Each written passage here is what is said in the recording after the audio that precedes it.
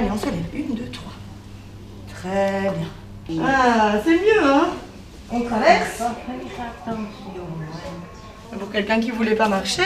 Léa est kinésithérapeute. Elle travaille dans cette maison de repos et de soins depuis 3 ans.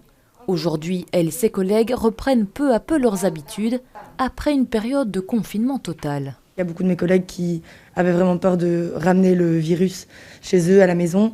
Ça, c'était l'angoisse. Puis bon, quand nos résidents étaient touchés, c'est des gens qu'on voit tous les jours. C'est difficile à vivre aussi pour nous. Une situation difficile à gérer pour le personnel. Pendant plusieurs semaines, elle engendre stress, colère, insomnie et sentiment d'abandon. Au bout d'un certain moment, il y a une lassitude qui s'installe, une fatigue, une fatigue mentale.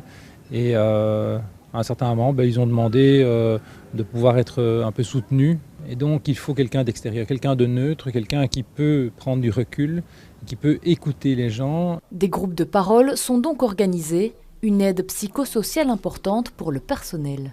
Ça a été quand même un moment où on a pu aussi écouter les autres, voir comment les autres, eux, se sentaient. C'était un partage, ça a fait du bien. L'objectif, continuer le suivi si nécessaire. Ce qu'on craint et ce qu'on entend déjà, c'est que les personnes développent des syndromes de stress post-traumatique.